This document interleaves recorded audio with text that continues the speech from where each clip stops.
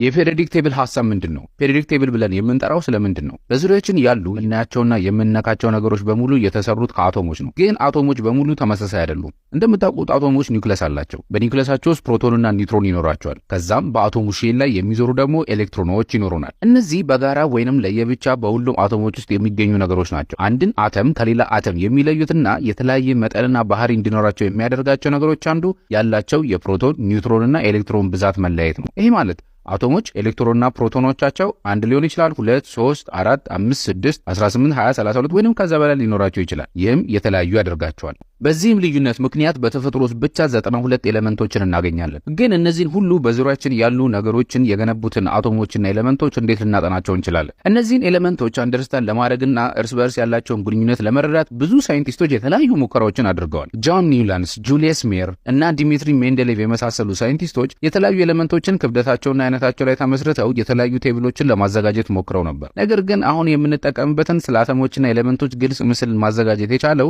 የብሪቲሽ ኬሚስት ሄንሪ ሞስሊ ይባላል። ኤሌመንቶችን ለመረዳት የተጠቀመውም የአቶሞችን አቶሚክ ነምበር ነው። እስቲ ይህ ፔሪዮዲክ ቴብል እንዴት እንደተፈጠረ ለማየት እንሞክር። እዚህ ጋር ልብ እንድትሉ የምፈልገው ላሳያችሁ የምሞክረው ፔሪዮዲክ ቴብል ለመፍጠር ሳይንቲስቶቹ የሄዱበትን ቶት ፕሮሰስ ነው። ስለዚህ የተወሰኑ ኤሌመንቶችን እንውሰድና ፔሪዮዲክ ቴብል የተፈጠረበትን መንገድ እንዴ። አንድ ፕሮቶን ብቻ ያለውን ኤሌመንት ሃይድሮጅን እንለዋለን። ሁለት ፕሮቶን ያለውን ኤሌመንት ደግሞ ሂሊየም እንለዋለን። ሁለቱም ላይት ከለርለስ ጋዞች ሲሆኑ ነገር ግን ሃይድሮጅን ፍሌመብል እና ሪአክቲቭ ሲሆን በአንጻሩ ሂሊየም ደግሞ ኢነርት ጋዝ ነው ወይንም ደግሞ ስቴብል ኖብል ጋዝ ነው። ኦብቪየስሊ ሁለቱም ኤሌመንቶች የተለያየ ባህሪ ያላቸው። ለመለየት እንዲያስችለን የተለያየ ከለር እንስጣቸው። ለሃይድሮጅን ኤሌመንት አረንጓዴ ከለር፣ ለሂሊየም ደግሞ ሰማያዊ ቀለም እንስጣቸው። ይሄን የምናደርገው ለመለየት እንዲመቸን ብቻ ነው። ሶስት የፕሮቶን ብዛት ያላቸውን ኤሌመንቶች ደግሞ ሊቲየም እንላቸዋለን። ሊቲየሞች ሶፍት ሻይኒ ወይንም አብረቅራቂ ሜታሎች ሲሆኑ ልክ እንደ ሃይድሮጅን በቫላንስ ሼላቸው ላይ አንድ ኤሌክትሮን ብቻ ነው ያላቸው። በተጨማሪም ልክ እንደ ሃይድሮጅን ሃይፐር ሪአክቲቭ ናቸው። በብዙ መልኩ ከሃይድሮጅን ጋር ስለሚመሳሰሉ ተመሳሳይ ከለር አረንጓዴ እንስጣቸው። አሁንም ልብ በሉ ከለር እየሰጠን ያለነው ተመሳሳይ ባህሪ ያላቸውን ኤሌመንቶች በቀላሉ ለመለየት እንዲመቸን ነው። በአንጻሩ ያላቸው የፕሮቶን ብዛት 4 የሆኑ ኤሌመንቶች ቤሪሊየም እንላቸዋለን። እነዚህ ሻይኒ አብረቅራቂ ሜታሎች ሲሆኑ ግን ሞር ሃርድ ኤሌመንት ናቸው። ልክ እንደ ሂሊየም ቫላንስ ሼላቸው 2 ኤሌክትሮን ቢኖራቸውም ኢነርት ባለመሆናቸው የተለየ ኬሚካል ፕሮፐርቲ ስላላቸው ወጣ ያለ ፐርፕል ከለር እንስጣቸው። 5 ፕሮቶን ነምበር ያላቸውን ኤሌመንቶች ቦሮን ስንላቸው ሜታሎይድ ሲሆኑ የሜታሊክም የነን ሜታሊክም ባህሪ ያላቸው። በቫላንስ ሼላቸው ላይ 3 ኤሌክትሮን ሲኖራቸው እስካሁን ካየናቸው የተለየ ባህሪ ስላላቸው ቡኒ ወይንም ብራውን ከለር እንስጣቸው። 6 ፕሮቶን ያላቸውን ኤሌመንቶች ደግሞ ካርበን ስንላቸው ነን ሜታሊክ ሲሆኑ በቫላንስ ሼላቸው ላይ 4 ኤሌክትሮን ስላላቸው አሁንም ወጣ ያለ ከለር እንስጣቸው። ላይት ብሉ እናርገው። 7 ፕሮቶን ያላቸውን ኤሌመንቶች ደግሞ ናይትሮጅን እንላቸዋለን። ነን ሜታሊክ ሲሆኑ በቫላንስ ሼላቸው ላይ 5 ኤሌክትሮን አላቸው። ከስካሁኑ ኤሌመንቶች ባህሪያቸውና ኤሌክትሮን ኮንፊግሬሽናቸው ስለሚለይ ግሬ ከለር እንስጣቸው። 8 ፕሮቶን ያላቸውን ኤሌመንቶች ደግሞ ኦክሲጅን እንላቸዋለን። እነዚህም ነን ሜታሊክ ሲሆኑ በቫላንስ ሼላቸው ላይ 6 ኤሌክትሮን አላቸው። እነዚህም ከስካሁኖቹ ባህሪያቸውና ኤሌክትሮን ኮንፊግሬሽናቸው ስለሚለይ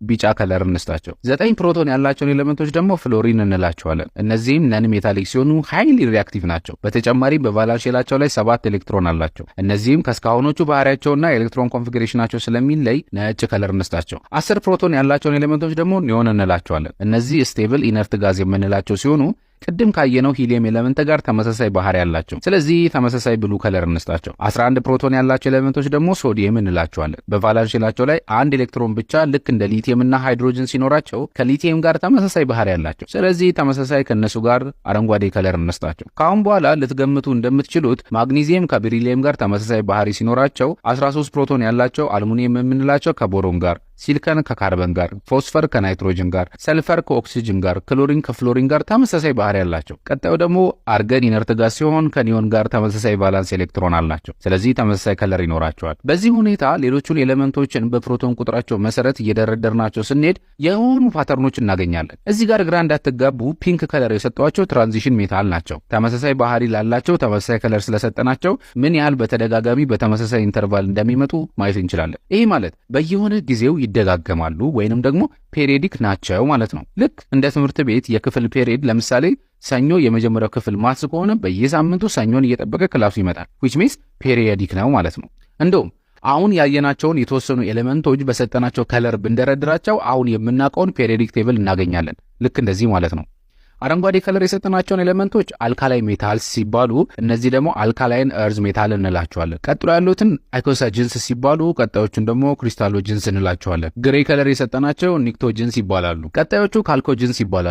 ነጭ ከለር የሰጠናቸውን ደግሞ ሃሎጅንስ እንላቸዋለን። የመጨረሻዎቹ እንደተነጋገሩ ኖብል ጋዞች ናቸው። እኛ የምናውቀው ሙሉ ፔሪዮዲክ ቴብል ይሄ ሲሆን በከለር የደረደርናቸውና እንዴት እንደመጡ ያየናቸው እነዚህ ኮለመኖች ናቸው። ቅድም እንደነገርኳችሁ በፒንክ ከለር የደረደርናቸው ትራንዚሽን ሜታልስ ናቸው። ከዚህ ልትረዱ እንደምትችሉት እንደዚህ ስንደረድራቸው ኤሌመንቶቹን ለመረዳት በጣም ቀላል ይሆናል። ከዚህ ባለፈ ይህንን ፔሪዮዲክ ቴብል ማዘጋጀታችን እንዴት ሊጠቅመን እንደሚችል ላሳያችሁ። ራዲየም ከምንለው ኖቤል ጋዝ ቀጥሎ ያለው ኤሌመንት ፍራንሲየም በምድር ላይ በጣም ሬርና ራዲዮ አክቲቭ በመሆኑ ምን አይነት ኤሌመንት ነው የሚለውን ለማወቅ ያስቸግረናል። ነገር ግን ባናየው ራሱ ከሱ ጋር ተመሳሳይ ባህሪ ያላቸውን ኤሌመንቶች በፔሪዮዲክ ቴብላችን ላይ ማየት ስለምንችል ምን አይነት ኤሌመንት እንደሆነ መገመት እንችላለን። ስለዚህ በደንብ የማናውቃቸውን ኤሌመንቶች ራሱ ምን ሊመስሉ እንደሚችሉ በፔሪዮዲክ ቴብል መገመት ያስችለናል ማለት ነው። ሜቢ እዚህ ጋር ግራ ሊያጋባችሁ የሚችሉት እነዚህ ከታች ለብቻቸው የተቀመጡት ሮዎች ናቸው። የትራንዚሽን ሜታል ኤሌመንትስ አካል ናቸው። ፒንክ ከለር የሰጠናቸው ማለት ነው። በላይኛው ሮ ላይ ያሉትን ኤሌመንቶች ላንታናይድ ስንላቸው ከ57 እስከ 71 አቶሚክ ነምበር ያላቸውን ኤሌመንቶች ይዟል። የታችኛው ሮ በአንጻሩ አክታናይድ ስንላቸው ከ89 እስከ 103 አቶሚክ ነምበር ያላቸውን ኤሌመንቶች ይዟል። ያው ከ92 በላይ አቶሚክ ነምበር ያላቸው ኤሌመንቶች ሰው ሰራሽ ናቸው። ሌላው ልንጠይቅ የምንችለው ዋናው ጥያቄ ለምን ከነዚህ ትራንዚሽንስ ሜታል ተለይተው ለብቻቸው ተቀመጡ የሚለው ነው። ኤሪክ ሴሪ በጻፈው የፔሪዮዲክ ቴብል ስቶሪ ኤንድ ሲግኒፊካንስ በሚለው መጽሐፉ ፔሪዮዲክ ቴብሉ እንዳይሰፋና ለህትመትና ለንባብ እንዲመች ለማድረግ በሳይንቲስቶች ስምምነት የተደረገ ብቻ እንደሆነ ጽፏል። ለማንኛውም በአጭሩም ቢሆን ከፔሪዮዲክ ቴብል ጀርባ ያለው ዋና ሐሳብ ይህ ነው።